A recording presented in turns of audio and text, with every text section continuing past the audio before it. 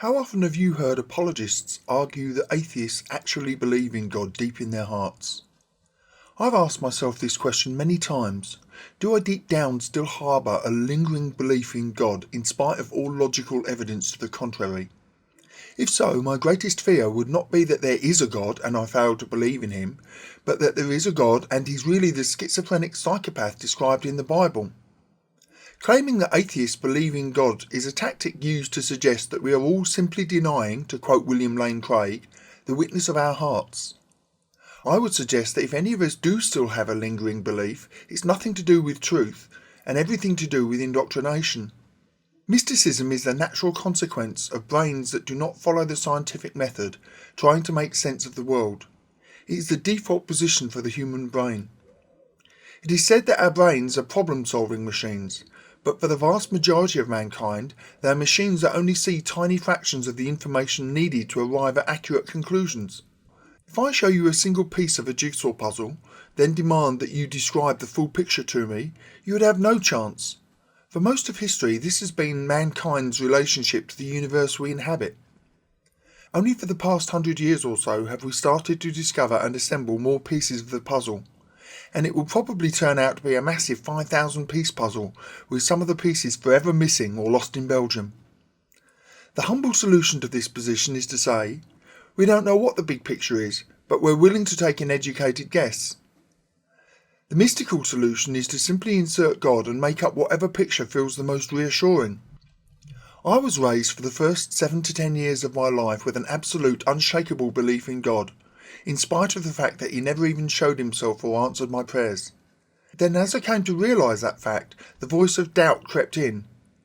The more I listened to the preachers and watched their behaviour and considered what I was taught, the more the logical inconsistencies between the loving God that formed the overarching theme of what I was taught contradicted with the actual details of his supposed actions.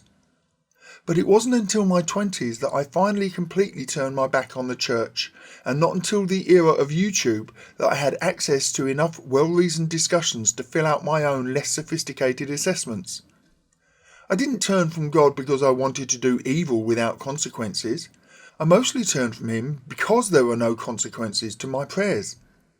I suspect that this is one of the main reasons many people turn from Christianity, and it's why the church invests so much energy into trying to kid people into rationalising that God is answering when he says nothing, or that you are simply not listening hard enough or are unworthy. Some of the more divisive apologists will argue that belief in science is simply another worldview, and not one that is unquestionably accurate. They try to muddy the water by dragging the scientific method down to the level of their religion, as usual trying to smear by association.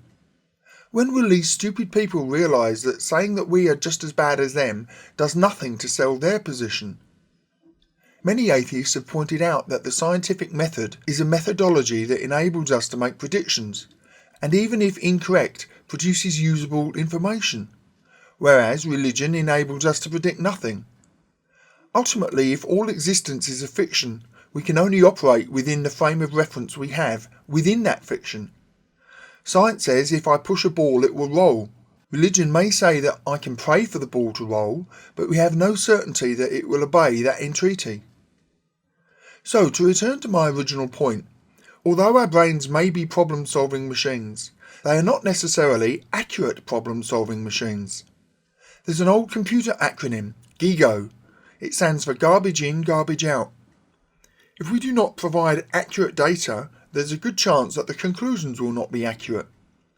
For example, approximately every 10 years for the past 100 years, astronomers have predicted and then disproven a planet outside the orbit of Pluto. The disproof has always come as a result of more accurate measurements of bodies within our solar system, whose movement subsequently contradicts earlier measurements. The fact that for tens of thousands of years mankind has witnessed the inexplicable and invented supernatural agency is the natural result of our need to anthropomorphise cause and effect, especially before we understood how physics played into the equation. Many anthropologists have pointed out the vital importance of passed-on knowledge. This process is a massive double-edged sword. Collectively, our desire to educate those that come after us has pushed the frontiers of science, social ethics and many other areas of humanity forwards. On an individual level, as perhaps the species with the longest transition from childhood to adult independence, passed on knowledge is vital in equipping us to comprehend and function in the world. Richard Dawkins talked about the way that deference to authority might be hardwired into our brains, that children who heeded their parents learned about the tigers and the cliffs and the host of other life-threatening dangers. However, combine indiscriminate deference to authority with a natural tendency towards mysticism, and the consequence is potentially corrosive. What you end up with is perfect little machines, eager for their own indoctrination. Unfortunately, removing the deep-seated effects of such indoctrination is not easy, even for supremely rational minds. And I would wager that every single one of us still continues to believe at least one falsehood or fallacy passed on to us by our parents, no matter how long ago we received that information. The brain is an amazing machine. It prioritises information deemed important and makes it easier to access. This prioritisation is partly reinforced by our emotions and partly by the number of times we hear the information.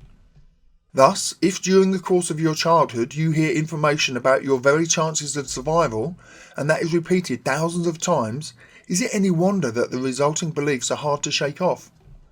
A single incident of rape can result in flashbacks, sleepless nights, and changed behaviour for the rest of a person's life, as can a single wartime incident of violence. The psychological effect is massive, even when there is relatively little reinforcement. Religious indoctrination is steeped with emotionally powerful messages designed to intimidate, so is it any wonder that even ex-theists still instinctively react on an emotional, lower brain way to talk of God before the rational higher brain kicks in? Now think back to your kindergarten days. What is the tune of the alphabet song? You probably only heard that less than 25 times in your life, and it is emotionally trivial, yet it is still with you, in most cases decades later. Muslims spend years learning to recite the Quran, and Jewish boys spend years learning parts of the Torah. Does that make these documents true simply because they become a lifelong part of you? I consider any lingering God feelings not to be the result of some genetic predisposition to know my Creator. Rather, I consider them the same way as I view the white raised marks on my right hand and wrist, gained as a result of a teenage skateboarding injury. Scars and nothing more. And if the witness of a person's heart is so compelling, why does it attest to so very many different, wildly contradictory gods? Hey guys, thanks for watching. Hope you enjoyed the video. If you did, please take the time to rate and comment, and it would mean a lot to me if you would subscribe. Thank you.